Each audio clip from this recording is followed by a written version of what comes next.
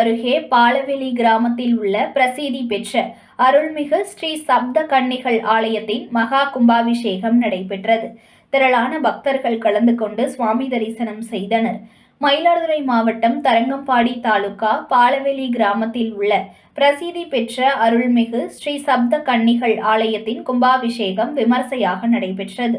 இந்த ஆலயத்தின் அருகில் யாகசாலை அமைத்து புனித நீர் அடங்கிய கடங்கள் வைத்து இம்மாதம் 6ஆம் தேதி விக்னேஸ்வர பூஜை, கணபதி ஹோமம், நவகிரக ஹோமத்துடன் முதல் கால யாகசாலை பூஜை தொடங்கியது. அதனைத் தொடர்ந்து 4 கால யாகசாலை பூஜை நிறைவுற்று பூர்ணாகுதி மற்றும் மகா தீபாராதனை காண்பிக்கப்பட்டது. பூஜிக்கப்பட்ட புனித நீர் அடங்கிய கடங்களை சிவாச்சாரியார்கள் தலையில் சுமந்து மேலதாள வாத்தியங்கள் முழங்க கோவிலை சுற்றி வலம் வந்து கோபுர கும்ப கலசத்தை அடைந்தனர். பின்னர் புனித நீர் கோபுர கலசங்கள் மீது ஊற்றப்பட்டு கும்பாபிஷேகம் வெகு விமர்சையாக நடைபெற்றது. அதனைத் தொடர்ந்து மூலவருக்கும் அபிஷேகம் செய்யப்பட்டு மகா தீபாராதனை காண்பிக்கப்பட்டது.